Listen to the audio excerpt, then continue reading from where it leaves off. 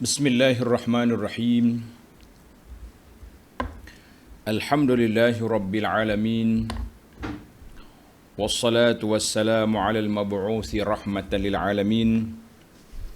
Nabiyyina wa habibina wa qudwatina Muhammad ibn Abdullah wa ala alihi wa sahbihi wa man sar ala nahjihi wa ihtada bihadihi wa istanna bisunnati ila yaumiddin, amma ba'du. Muslimin dan muslimat, para penonton, para pelajar, para jemaah sekalian, Assalamualaikum warahmatullahi wabarakatuh. Alhamdulillah, syukur kita kepada Allah Azza wa Jalla kerana pada hari ini 8 Muharram 1443 bersama dengan 17 hari bulan 8 2021 yang kebetulan tajuk kita iaitulah tentang puasa hari Ashura. Maknanya bila 8 Muharram artinya besok 9. 9 maknanya hari Tasu'a. Tasu'a hari 9 Muharram. Selepas daripada tu Ashura. Jadi tajuk perbincangan kita juga iaitulah berkait dengan sejarah puasa hari Ashura, dan kita akan sebut juga kelebihan berpuasa pada hari Ashura. Dan kenapa kita kena kembar dengan Tasu'a, Ashura dikembar dengan Tasu'a 10 dimulai dengan 9. Baik para pelajar sekalian, kisah kita ini diriwayatkan oleh seorang sahabat, nama dia Ar-Rubayyi', perempuan ni, Ar-Rubayyi' binti Muawwidh. Pelik sikit kan? Rubayyi' binti Muawwidh. Siapa nak dapat anak sehari dua ni, cucu ke, ambil selalu nama ni. Kalau cucu perempuan, nama dia Rubayyi'. Radhiyallahu anha qalat, kata di Rubayyi', arsala Rasulullah sallallahu alaihi wasallam ghadata Ashura ila qural ansar allati hawla al-Madinah. Nabi telah mengutuskan utusan wakil-wakil pada pagi Ashura, pagi hari 10 Muharram, ke kampung-kampung Ansar yang berada di sekitar Madinah. Kita tengok jauh mana jarak lebih kurang. Apa yang diutuskan, apa yang nak disampaikan, sabda Nabi sallallahu alaihi wasallam, man kana asbaha saiman falyutimma saumahu. Siapa yang telah berpuasa pada hari ini, hendaklah dia sempurnakan puasa dia. Wa man kana asbaha muftiran, siapa yang tak puasa pagi ni, mana sudah makan pagi tadi, falyutimma baqiyata yaumihi, dia kena berhenti makan, puasa sampai ke maghrib. Fakunna ba'da zalika nasumuhu, bila kita dengar pengumuman daripada wakil Nabi ni, kami pun berpuasalah. Wa nusawwimu sibyanana, dan kami juga mempuasakan kanak-kanak, anak-anak kami, as-sigharu minhum, yang kecil, kami suruh puasa. Puasakan dia. Jadi kata di ulama lughah kata as-sibyan mufraduha sabiyun, as-saghir dunal ghulam. Maknanya kanak-kanak orang kecil lagi lah, belum dari kanak-kanak. Panjanglah dia punya hak umurnya, penting disuruh juga anak-anak puasa. Wa nazhabu ilal masjid, kami pergi ke masjid, fanaj'alu lahumul lu'bah minal ihni, kami bawa mainan kanak-kanak. Kalau kita ingat macam anak patung lah, anak patung yang dibuat dari kapas, buat ukiran patung. Fa iza baka ahaduhum minat ta'ami, bila kanak-kanak ni menangis kerana nak minta makanan, a'tainaha iya, kami beri anak patung tadi, mai. Hatta yakuna indal iftar, sehinggalah kita duk main dengan budak-budak ni sampai saat waktu berbuka puasa, kami beri makan. Hadis ini akhrajahu, yakni Al-Bukhari wa Muslim. Hadis sahih. Dilalatu al-hadis, hadis ini menunjukkan kepada apa? Kepada disyariatkan puasa pada hari Ashura. Yang pertama. Yang kedua, ta'widus sibyan, mendidik, membiasakan anak-anak berpuasa semenjak dari kecil lagi. Bagaimana cara? Tunggu dalam penjelasan. Baik para pelajar sekalian, alhamdulillah kita belajar ilmu tentang puasa hari Ashura. Sebelum itu kita kenalkan dulu siapa dia Rubai', sahabat ini, siapa orangnya. Macam biasalah, setiap ada rawi, pengarang kita perkenalkan secara ringkas. Rubai', nama dia Rubai' binti Muawwidh bin Afra al-Ansariyah, dia orang Madinah. Min Bani Najjar. Laha suhbatun wa riwayah. Dia ni bertaraf sahabat, walaupun dia kecil, tapi dia sempat jumpa dengan Nabi dan dia beriman dan dia ada riwayat. Macam hadis ni, riwayat dia. Kanat rubbama ghazat ma'a Rasulillah sallallahu alaihi wasallam. Dia juga pernah ikut Nabi kita pergi berperang. Ada juga wanita sebagai jururawat dibawa sama untuk pergi berperang.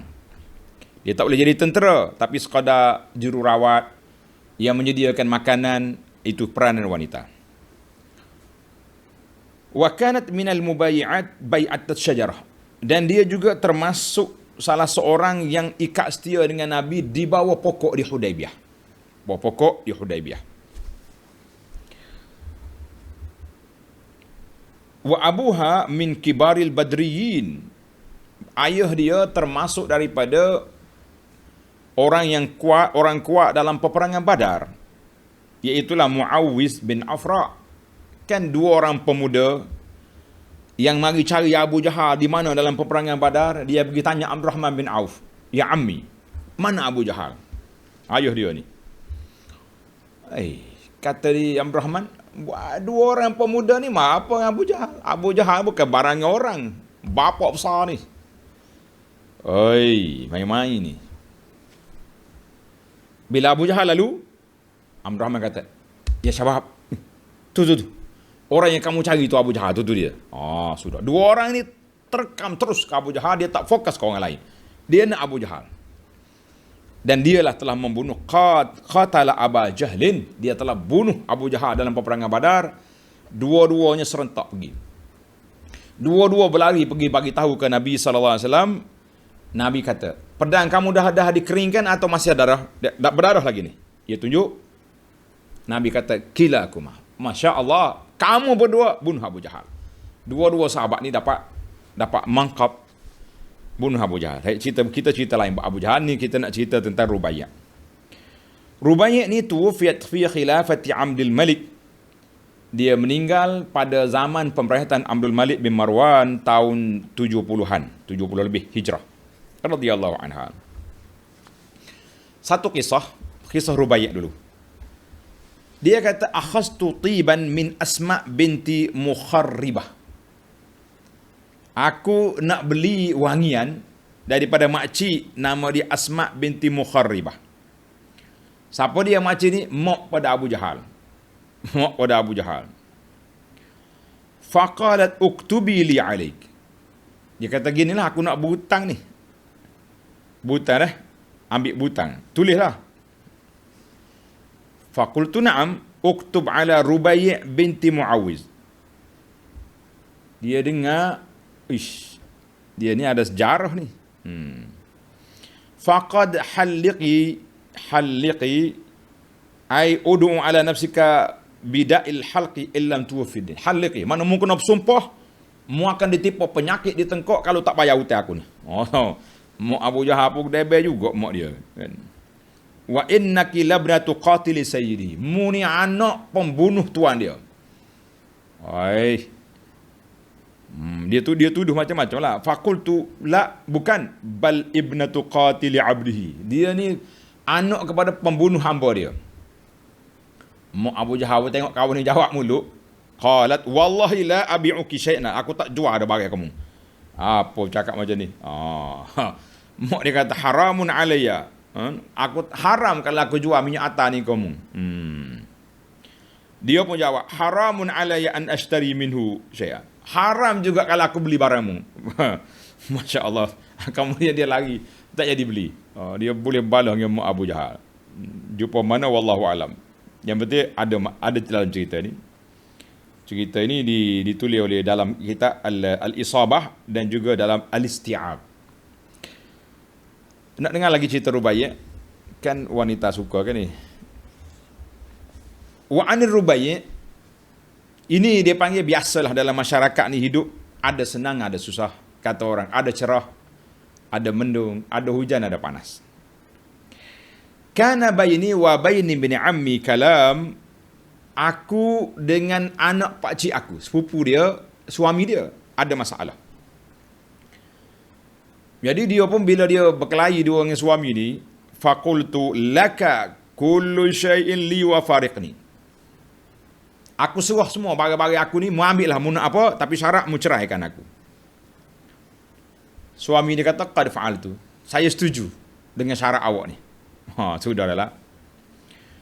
Qalat, kata di Rubaiyah, fa akhadha wallahi kulla syai'in hatta firash.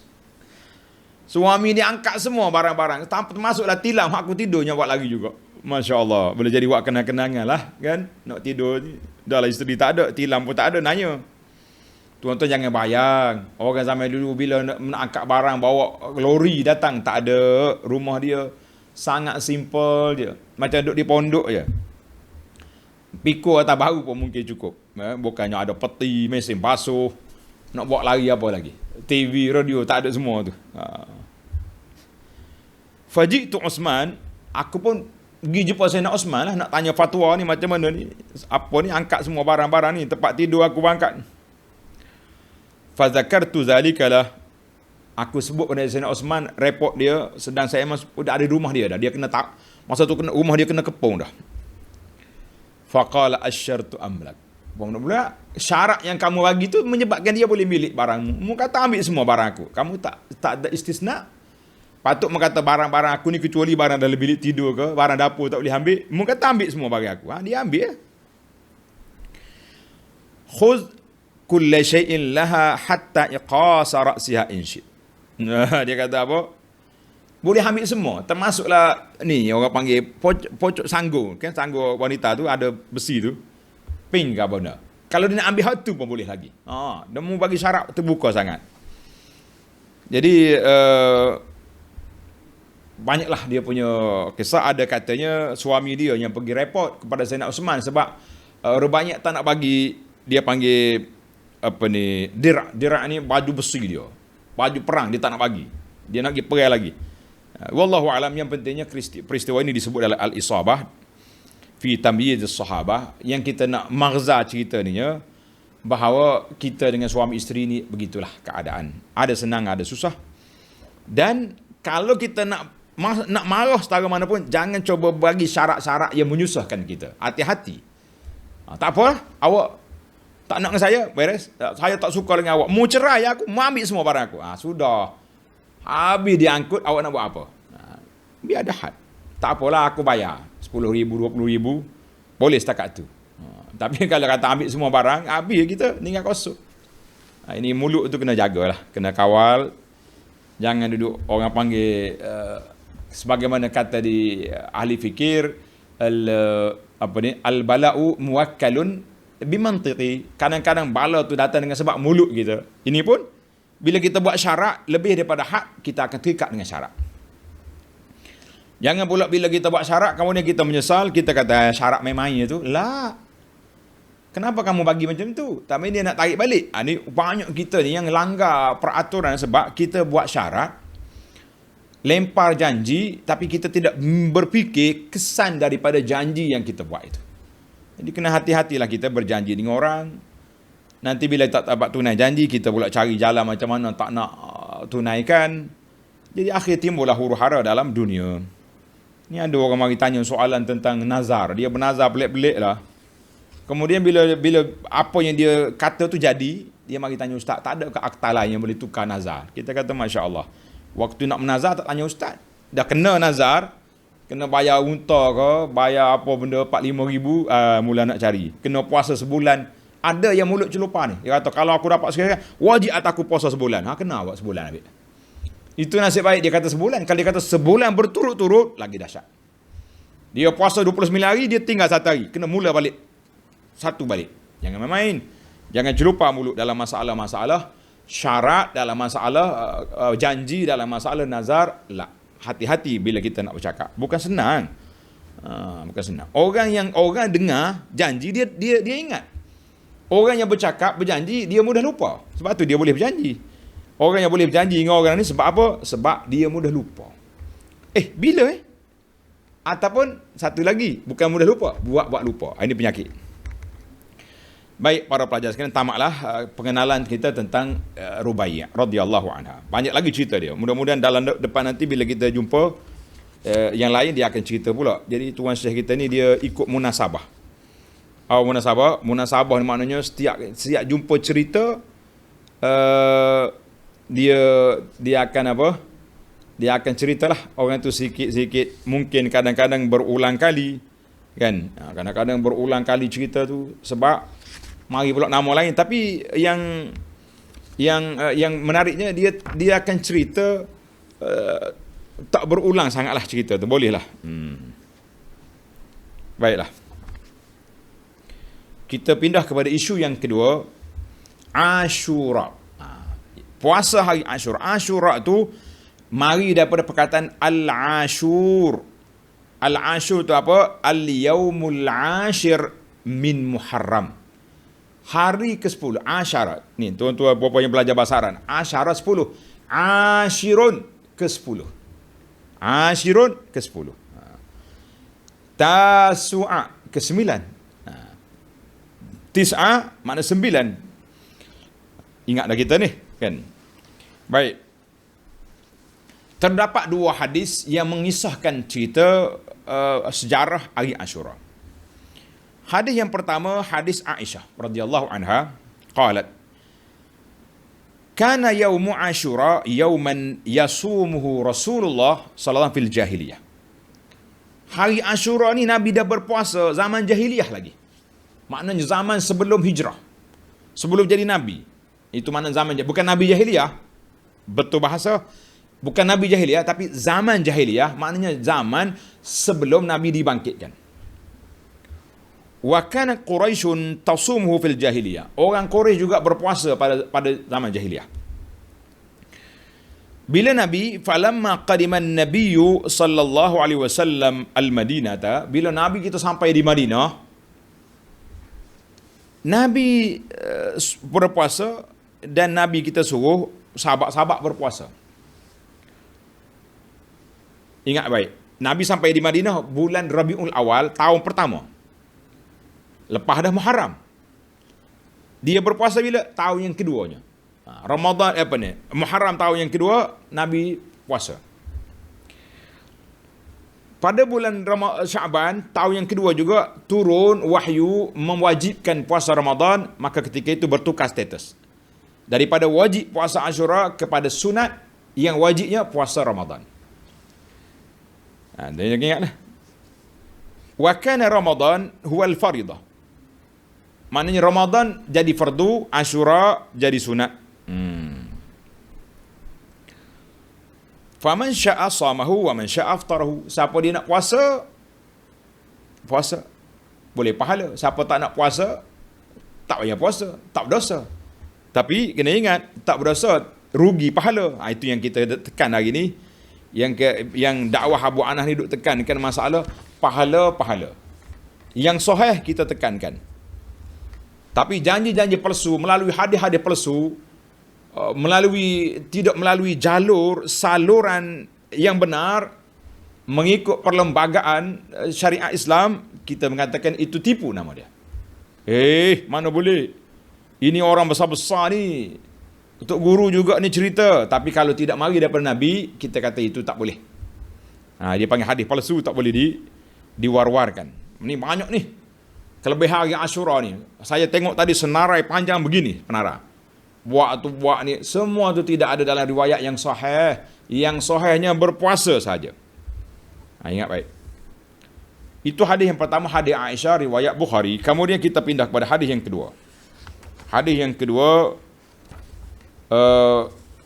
kisah hari Ashura. Wa an Ibn Abbas radhiyallahu anhuma qala qadima Rasulullah sallallahu alaihi wasallam al-Madinah. Tadi dah tersebut, yang ni sebut. Nabi sampai di Madinah. Fara al-yahuda yasumuna yawma Ashura. Nabi tengok Yahudi puasa pada hari Ashura. Faqala ma hadzal yaumul ladzi tasumun. Nabi tanya, puasa apa tu? Kenapa kamu puasa hari ni 10 Muharram? Kata dia Yahudi, hadza yaumun salihun. Ini hari soleh ni, hari soleh. Hari yang baik.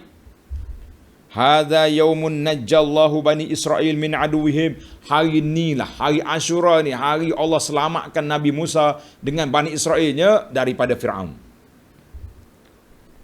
Fasamahu Musa. Nabi Musa berpuasa kerana syukur pada Allah Azza wa Jalla. Yahudi pun puasa syukur. Qala Rasulullah sallallahu alaihi wasallam, ana ahaqqu bi Musa minkum. Aku lebih berhak menghormati Musa daripada kamu. Fasamahu Rasulullah sallallahu wa amara bi siyami saumihi. Nabi kita berpuasa, Nabi suruh sahabat-sahabat semua puasa. Macam tadi lah hadis rubaiyat tadi. Nabi bagi istiharkan hari ini kepada pegawai penerangan, masuk kampung, bagi tahu siapa yang sudah berpuasa teruskan, siapa yang belum berpuasa falyumsik, dia puasa sekarang. Tak boleh buka lagi. Kata dia banyak kanak-kanak pun kami suruh puasa juga. Masya-Allah tabarakallah. Jadi nampak hadis ini jelas kepada kita bahawa dua cerita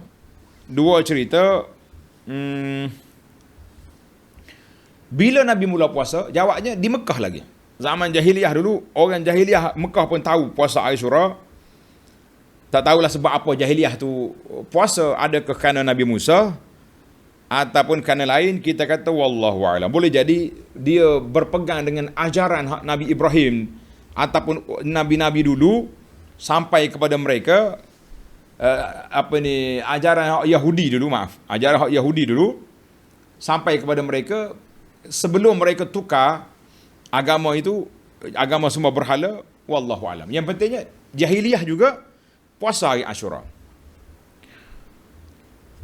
Kemudian apabila Nabi kita bangkit, taraka taqlida Quraisy, Nabi pun tak mau ikut lagi lah Quraisy, maka Nabi kita, sebab Quraisy tu wathaniyun, penyembah berhala, maka Nabi kita berhenti daripada puasa hari Ashura sehingga dia hijrah.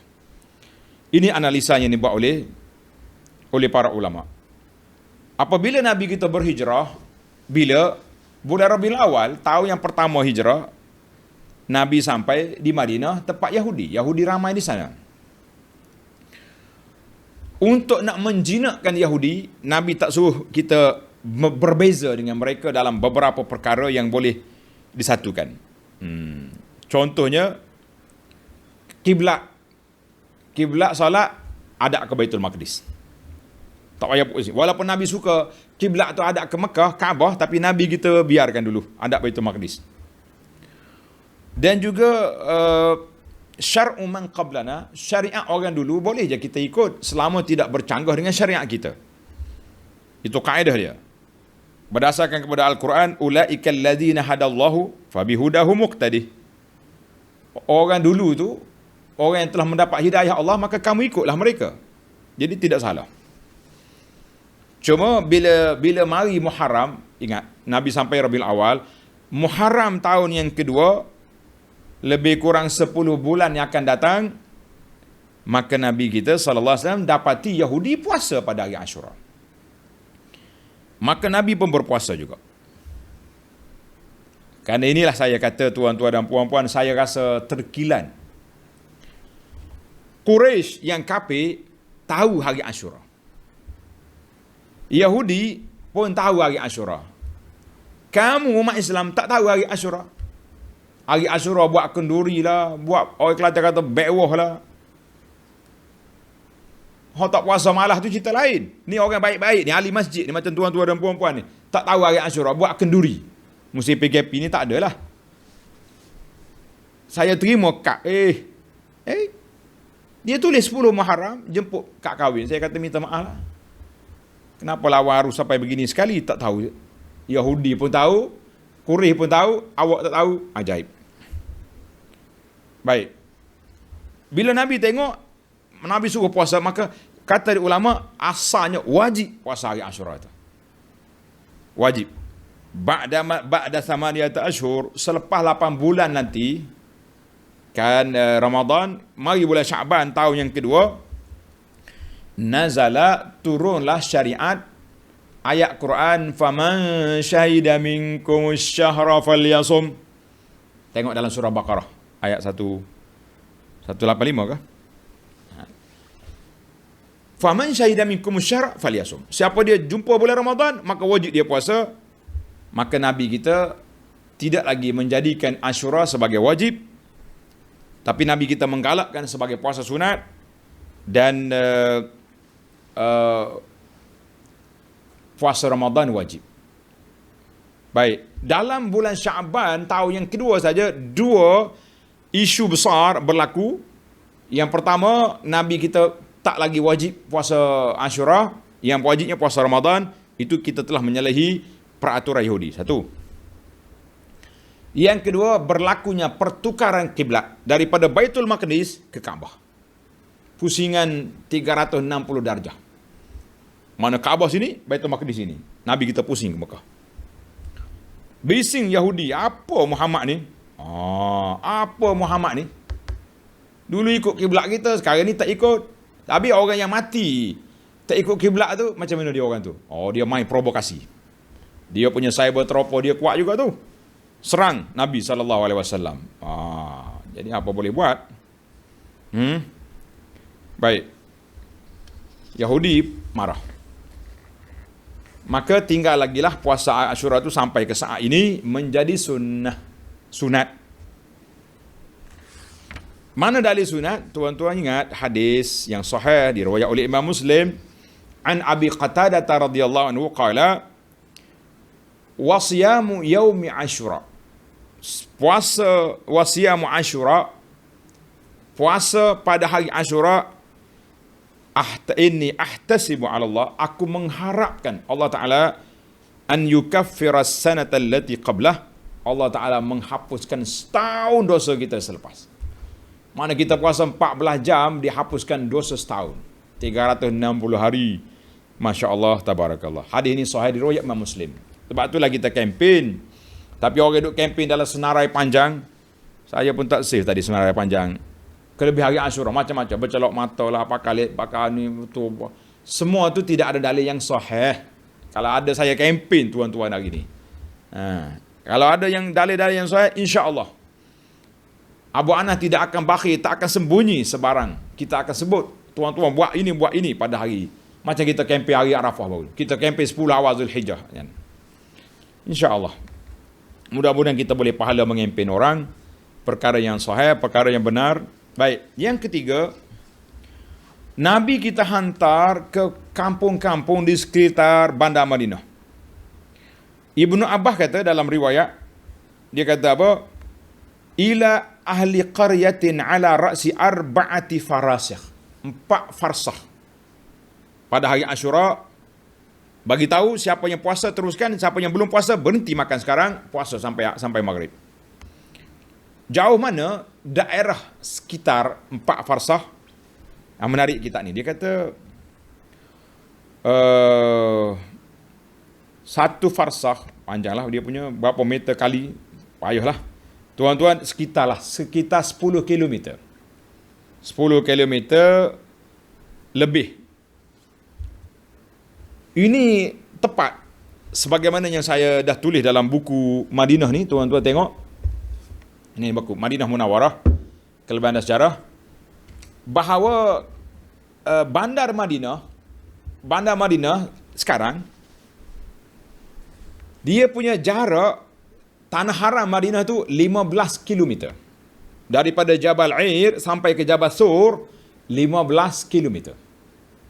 Daripada Haras Syarqiyah sampai Haras Gharbiyah 15 km. Masya Allah, dia punya pusingan tepat.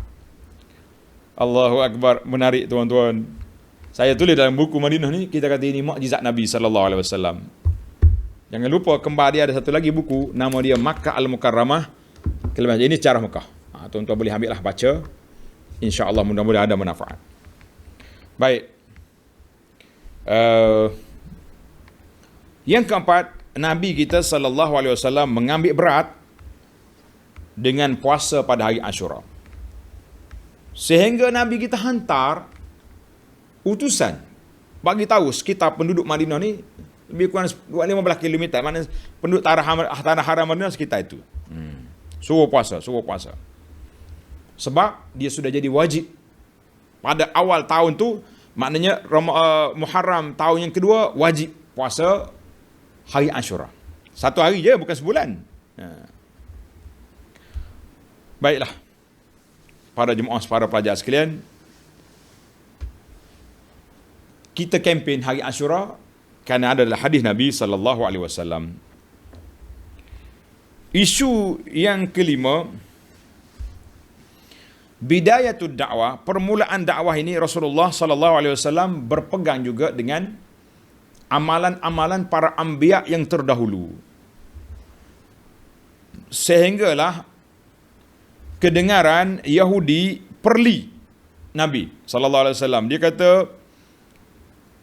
Muhammad itu dakwa dia rasul akhir zaman, tapi dia ikut ajaran kita, dia ikut hak Nabi kita.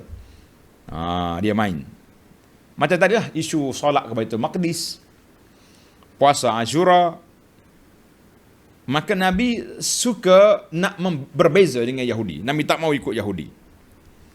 Sebagai satu tabiat ajaran yang baru, agama yang baru, mesti ada perbezaan dengan agama yang lama. Dari sudut amali, tuan-tuan kena ingat, dari sudut amali, dari sudut tauhid, semua Nabi dakwah dia tu ani'budullah wajtanibut taghut. Dakwah semuanya tauhid. Cuma yang berbezanya apa dia? Yang berbezanya syariat. Dari sudut amalan ada berbeza. Di antaranya yang Nabi suruh, tanda tuan-tuan, Nabi suruh kita menyalahi Yahudi. Yang pertama, Nabi kata khaliful musyrikin. Naklah kamu menyalahi gaya hidup orang kafir. Uhfuz syawarib wa aufirul liha. Andam misai, simpan janggut. Itu asalnya. Jadi orang-orang dulu dia tak ada janggut. Tapi bawa Yahudi, padri-padri sekarang yang berjanggut, itu orang pelik juga. Mana Yahudi zaman tu? Jadi kita pun ada janggut, jemput dia pun jangan dicukur. Siapa dia cukur, maka orang itu menyalahi arahan Nabi. Nabi kata aufirul liha, simpan janggut. Alah banyak ni ya ustaz, biarlah saya kalau ada 2 orang ya janggut saya akan simpan. Tak akan cukur-cukur sebab nak jaga arahan Nabi supaya simpan janggut. Tapi misal kena andam. Comel, jangan duk puah musim-musim buah durian ni ada misal panjang, weh. Maka budak durian orang panggil berpurah molek sini dak. Baik. Hadis yang kedua, Nabi kata khaliful yahud, naklah kamu menyalahi Yahudi. Fa innahum la yusalluna fi ni'alihim wala khifafihim. Yahudi dia tak pakai selipar, dia tak pakai khuf, stokin ketika solat. Sebab apa? Dia kata zaman Nabi Musa kan waktu Nabi Musa nak munajat kepada Allah, Allah kata apa? Ikhla'na laika innaka bil wadil muqaddasi tuwa. Musa, buka kasutmu, kamu berada di lembah suci. Jadi Yahudi nak solat, dia kena buka kasut. Nabi kata mu pakai kasut. Manakala kita solat di padang ke, jangan buka kasut kita tu. Kalau solat dalam masjid, khuf bolehlah, khuf, stokin boleh pakai. Mukhalafatul Yahud. Eloknya kalau tuan-tuan nak pergi masjid pakai stokin. Kenapa? Nak menyalahi Yahudi. Boleh ya. Yang ketiga, hadis man tashabbaha biqaumin fahuwa minhum. Siapa mengikut gaya hidup kafir, maka dia juga terikut terpengaruh dengan buat tu. Kita ni banyaklah gaya hidup kafir. Saya nak senarai apa panjang malam ni. Kan? Takut kata nyemarah demo. Oh Allah, ustaznya kata kita ikut Yahudi. Tuan-tuan tengok sendirilah gaya hidup Yahudi. Ada gaya hidup kafir, simat dia panggil simah. Simah ni orang panggil simbol gaya hidup Yahudi. Jangan ikut. Di antaranya hari Christmas ikut Kristian contohnya. Hari Christmas pakai topi merah, main loceng, nyala api, buat pokok, itu semua tu menyalahi. Yang lain-lain lebih dekat sikit dengan Yahudi yang Kristian ni sambutan hari-hari jadi ni. Mari mana? Tak ada lah sejarah Islam main sambut hari jadi. Kita buat. Siap dengan suap menyuap abang adik. Ya, ambil gambar letak Facebook. Masya Allah. Ini ingat. Man tashabah bikum fahum. Siapa dia ikut gaya hidup orang kafir, dia terpengaruh lah dengan orang tu. Bahaya ni. Hadis-hadis semua ni hadis sahih. Tersebut dalam Sahih Al-Jami'. Tuan Syekh kita tak lagi sumber. Dia pakai Sahih Al-Jami' sorry belakang. Baiklah.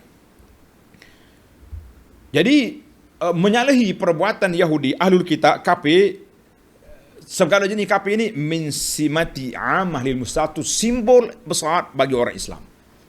Kita jangan pakai pakaian yang melambangkan orang kafir. Jangan. Nak pakai hak lagu ada solid kat sini, ada macam-macam lah pakaian, tuan-tuan tengok sendirilah. Ketika turun ayat Quran, wa yas'alunaka 'anil mahid. Mereka tanya kepadamu ya Muhammad sallallahu alaihi wasallam tentang hukum perempuan dalam keadaan haid. Qul huwa adzan fa'tazilun nisaa fil mahid. Allah kata apa? Haid itu satu penyakit. Darah itu. Kamu jauhkan diri kamu daripada tempat keluar darah. Itu je. Lain-lain sama. Yahudi kata, ma yuridu hadzal rajul. Laki-laki ni semua benda hak kita dia nak menyalahi belaka. Sebab Yahudi bila isteri dia mari haid, dia tak duduk sekali dah. Tak makan sama, tak duduk sama. Duduk bilik lain-lain, makan macam lain. Kotor. Kita orang Islam boleh tidur sama, boleh makan sama. Yang tak bolehnya, mahid, tempat keluar darah. Itu setempat je yang tak boleh kacau. Yang lain-lain dipersilakan. Tapi janganlah. Kalau sekiranya berbahaya, kata orang boleh terjatuh ke dalam lembah, waktu itu duduk jauh-jauh sikit. Baiklah. Termasuklah menyalahi Yahudi dalam masalah puasa hari Ashura. Bila sedang Nabi berpuasa hari Ashura, tiba-tiba sahabat mari tahu, ya Rasulullah, innal Yahud sangat-sangat membesarkan hari Ashura ni. Yahudi sangat mengagungkan hari Ashura. Hari Ashura ni mereka berhias, mereka pakai ni. Ingat ni. Kan ada hadis saya bahas hadis yang tak sahih ni, kena berhias, kena banyak bagi makan pada hari Ashura. Bercanggah. Tadi suruh puasa, ni suruh bagi makan pula. Jadi pergi cari anak yatim, gosok kepala lah macam-macam. Kita kata benda-benda yang tidak waris dan tak sahih daripada hadis Nabi, jangan duduk sebarkan. Banyak dah ni poster-poster dah naik dah. Saya pun tak larat lah, tuan-tuan minta maaf lah. Yang saya sempat layan, saya layan. Yang tak sempat, kita pun tak larat juga nak cuma tambih secara umum lah. Kan? Yahudi membesar hari Ashura. Nabi kata, sallallahu alaihi wasallam bersabda, kalau aku hidup lagi pada tahun depan, la asuman tasi'. Kalau aku hidup lagi pada tahun depan, aku akan puasa pada hari 9 dan hari Ashura untuk menyalahi Yahudi. Yahudi puasa satu hari je, kita puasa 2 hari. Jadi para jemaah sekalian, kita kena puasa 2 hari. Hari 9 Tasu'a dan hari 10 hari Ashura. Jangan tak puasa, kena puasa semua. Keju anak-anak. Ni musim PDPR ni, tak pergi sekolah mana-mana. Puasa semua. Nampak orang zaman dulu kalau anak dia menangis, dia bawa patung-patung, mainan. Zaman sekarang ni saya kata simple je. Buka handphone mak dia bagi, senyap lah budak tu. Tak makan 2 hari pun boleh. Bahaya betul handphone ni. Allahul musta'an. Apa boleh buat? Baiklah. Apa lagi kita nak? Maka Nabi SAW mengarahkan para sahabat puasa pada hari Tasu'a. Jadi kita kembar 2 lah. Hari 9, hari 10 Ashura, kita puasa 2 hari. Oh, kalau saya tak mampu Ustaz hari 9 ni, tapi hari 10 saja, bolehlah buat hari 10 saja. Tak apa, silakan. Ada setengah ulama kata elok kembar 3, 9, 10, 11. Cuma yang 11 tak ada dalil khas. Tapi kalau nak buat boleh. Lagi menyalahi Yahudi, sekalinya Kristian kita menyalahi, kan? Allahu akbar. Baik para pelajar sekalian, yang keenam, isu yang keenam, Nabi kita beritahu pada sahabat, man asbaha min sa'iman, siapa dia berpuasa hari itu, masa dia mula-mula iklan, teruskan puasa. Siapa dia tak puasa lagi, berhenti makan, kena puasa. Wa ta'assa ala hadzal qaul, daripada sini kita nak bincang tentang niat. Bagaimana nak niat ni? Maka niat puasa itu kita kena niat malam. Kita nak puasa esok, hari 9 kita kata, saja aku puasa hari 9, Tasu'a. Gitu je niat. Simple sangat. Hari Ashura, kita kata, besok hari Ashura malam 10, kita kata, saja aku puasa esok hari Ashura. Niat dalam hati. Saja aku puasa hari Ashura. Lillahi ta'ala. Habis. Senang. Dia niat puasa tak sama dengan niat solat. Niat solat, kita kena niat waktu takbir. Niat puasa, bermula maghrib malam ni boleh niat dah. Ni maghrib sekarang ni, tuan-tuan dan puan sudah boleh berniat, kata semua. Saja aku niat dalam hati, aku puasa esok hari Tasu'a. Jadi dah. Yang pula esok lusa, aku tak lupa niat malam, tak lupa tanya ustaz, sudah. Alah. Sekarang kita niat. Malam besok, saja aku puasa hari Ashura. Lepas maghrib boleh niat. Masuk maghrib dah boleh niat dah. Alhamdulillah. Cuma berbezalah kalau kita puasa sunat, bolehlah kita puasa, kita niat besok boleh. Contohnya hari pukul 10 pagi tak ada makanan rumah kita. Hari pun hujan nak keluar malas. Baik aku puasa, boleh niat. Jadi dalam kita cuma bezalah. Ulama kita mazhab Syafi'i kata boleh selagi sebelum zuhur, sebelum zawal. Boleh. Mazhab Hambali kata apa? Boleh ya, selagi tak makan, boleh ya. Lepas asar nanti niat, boleh lagi. Wallahu a'lam. Pernah Nabi kita, kata Aisyah, Nabi kita balik rumah dia, tengok-tengok, dia tanya Aisyah, hal indakum syai'? Ada makanan? Qulna la. Tak ada makanan Rasulullah. Qala fa inni sha'im. Kalau begitu aku puasa. Nabi kita nak ajar sebenarnya. Boleh je Nabi. Kalau dia minta dengan Allah Ta'ala, boleh. Nak makan apa pun boleh. Tapi Nabi nak ajar pada kita, kalau tak ada makanan, boleh kita puasa, walaupun sudah siang hari. Untuk puasa sunat. Puasa fardu, puasa qada, puasa nazar, la. Wajib kena niat malam. Sebab dia nak full hari itu. Daripada fajar sampai maghrib, penuh. Tapi puasa sunat, boleh je kita ambil separuh. Tapi pahala tak penuh lah. Macam nak penuh dah setengah hari dah. Baiklah, isu yang ketujuh, masalah puasa kanak-kanak. Masalah puasa kanak-kanak. Kan dalam hadis ini, Rubaiyat kata apa? Kita telah bagi puasakan anak-anak kita sehingga sampai peringkat apa? Peringkat bawa mainan. Bila budak ni menangis, kita bagi. Ambil main dulu. Jadi anak pun orang kata leka, main dengan mainan. Orang Kelantan kata galik, terlupa makan. Masya Allah, tabarakallah. Alhamdulillah. Umur berapa tahun? Ada kata kanak-kanak ni daripada umur 5 tahun. Dalilnya mereka menangis bila nak makanan, budak kecil. Cuma bila anak-anak ni dia panggil tadarruj. Umur 5, 6, 7 tahun tu kita bagi dulu. Boleh puasa sampai pukul 10 pagi ke, makan. Nanti tahun depan pula naik pukul 12. Nanti dia besar sikit lagi. Yang pentingnya umur 10 tahun tu kalau boleh penuh dah lah. Dia sudah biasa dah. Sebab bagi anak perempuan umur 10 tahun boleh mari haid. Mengikut dalam kaedah ilmu syarak, boleh keluar haid. Maknanya dia sudah boleh jadi balik. Boleh jadi balik umur 10 tahun. 9 tahun boleh jadi balik. Baiklah, para pelajar sekalian, selesai kita tentang orang tua. Kita latih kanak-kanak. Yang ke-9, isu pendidikan anak-anak ni untuk memperkenalkan halal, haram ni satu benda yang besar dalam hidup kita. Kita kena bagi tahu anak-anak ini haram, ini halal. Kita berjalan contohnya, tengok orang tak tutup aurat. Kita kata tu pakaian tu tak patut syariah. Nanti awak besar tak boleh pakai macam tu. Kan? Tengok budak duk kap. Jadi kita kena tengok TV ke, tengok TV orang duk berkapar dua ni. Kita kata ini perbuatan ni kalau tidak suami isteri haram. Kena bagi ilmu pendidikan, halal haram tu kena bagi tahu. Awal-awal lagi. Pernah satu hari cucu Nabi Al-Hasan bin Ali radhiyallahu anhu Hasan bin Ali ni dia jumpa Tamar. Tamar jatuh, dia ambil makan. Nabi kita pegang mulut cucu dia, Nabi kata buat gitulah. Suruh keluarkan balik. Dia kata, Hasan, kita punya keturunan Nabi tak boleh ambil sedekah. Jadi aku bimbang buah tamar tadi tamar sedekah yang gugur. Ingat, tengok. Kita kena bagi tahu pada anak-anak. Maka kata di para ulama, keh gini ni budak-budak kecil ya, 4-5 tahun umur. Mana Nabi kita sudah ajar cucu dia halal haram. Kita kena bagi tahu.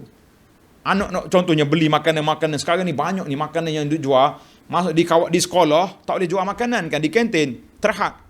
Tapi Masya Allah, di tepi pagar sekolah tu macam-macam penjualan. Mari mana tahu. Saya ingat pihak sekolah perlu deal dengan Kementerian Kesihatan. Mari tangkap, rampas penjual-penjual di jalanan yang menjual makanan yang pelik-pelik ni. Makanan mari tak ada logo halal, ada makanan yang tak patuh kesihatan, macam-macam ada. Nah, kita kena ajar anak kita, didik. Dan kita tengok satu kisah, kita ambil cerita sedap ni. Seorang ulama nama Muhammad bin Sawar libni ukhtihi, dia telah mendidik anak saudara dia, nama dia Sahal bin Abdullah At-Tustari. Kalau tuan-tuan cari dalam kitab tasawuf, Sahal bin Abdullah At-Tustari ini seorang ulama tasawuf, ulama yang ashabul qulub, yang menjaga hati cukup besar, tokoh besar ni. Dia kata apa, waktu aku umur 3 tahun, aku bangun malam tengok bak saudara aku ni Muhammad bin Sawar duduk solat. Orang tua ni kuat solat malam. Akhir sekali dia pun tanya, Sahal, mu ingat ke tak ke Tuhan yang telah menciptamu? Saya kata, macam mana saya nak ingat Tuhan ya bapa, pakcik, macam mana? Qala, mu kena ingat pada Allah Ta'ala setiap kali kamu nak tidur, ingat dengan hati kamu 3 kali. Mu kata, Allah ma'i, Allah nazir ilayya, Allah syahidi. Allah ma'i, Allah bersama aku. Sentiasa tengok pada kita. Allah Ta'ala tengok pada aku dan Allah Ta'ala saksikan apa yang aku buat. Aku pun hafal 3 kali baca. Lama dia tanya pula, mu ingat dah pada Tuhan? Ingat. Berapa kali? 3. Tambah 7. Lama-lama tambah lagi 11 kali. Sehinggalah sebati dalam jiwa aku 3 sifat Allah Ta'ala ni. Allah Ta'ala ma'i, Allah Ta'ala tengok pada aku, Allah Ta'ala melihat segala apa yang aku buat. Dia kata, sehinggalah aku besar dalam didikan ini. Selepas itu, dia tak berani langsung untuk derhaka kepada Allah, sebab dia tahu Allah tengok dia, Allah tahu apa dia buat. Allahu Akbar. Kita tak sembunyi daripada ilmu Allah. Ini. Sebab itulah nak kata, mantapkan akidah kita ini dengan memahami sifat Allah Ta'ala. Malangnya kita gini, bila sebut sifat Allah, kelahi. Nak isbat ke tak isbat? Ar-Rahman alal arsy istawa, duduk istiwa ke tidak? Kalau isbat, jadi tuduhan pula, kena pecok atas dahi, atas kepala. Kan? Macam-macam tuduhan mari. Tak. Jadi kita kata, sifat Allah Ta'ala untuk kita hayati. Kita kenal Allah bukan untuk kita kelahi. Subhanallah. Baiklah. Yang ke-9, kita tengok dalam masalah perkara yang sunat ini, para jemaah sekalian. Kita kena fikir tentang tawaran istimewa, pahala yang dibuat oleh, yang diajar oleh Nabi SAW. Pahala-pahala ini tak ada orang lain yang boleh bagi kecuali melalui wahyu. Maka Nabi saja yang boleh bagi wahyu. Kita jangan buat tawaran-tawaran istimewa, benda-benda yang kita tidak tahu. Baiklah. Yang terakhir sebagai penutup, para jemaah sekalian, kita, anak-anak kita ni, kita didik dia, kita bagi galakkan supaya mereka melakukan ibadat, terutama sekali solat, ajak dia solat sekali. Kita puasa, kita didik dia, ajak dia puasa. Setakat dia mampu, tak mampu dia boleh buka separuh hari ke setengah hari. Yang pentingnya, semua galakkan tu diberi. Jangan kata orang didik buluh daripada rebung. Jangan didik anak bila sudah besar sukar, sebab mereka dah tak biasa. Mudah-mudahan Allah SWT bagi kepada kita mendapat melakukan sunnah Nabi yang mulia ini, dan juga dapat mendidik anak-anak kita dengan didikan Islamiyah, tarbiyah ruhiyah. Biarlah mereka membesar dalam suasana mencintai Allah, cintai Rasulullah sallallahu alaihi wasallam. Baik, subhanakallahumma hamdika asyhadu an la ilaha illa anta astaghfiruka wa atubu ilaik. Wa sallallahu ala nabiyyina Muhammad wa ala alihi wa sahbihi ajma'in walhamdulillahi rabbil alamin. Wassalamu alaikum warahmatullahi wabarakatuh.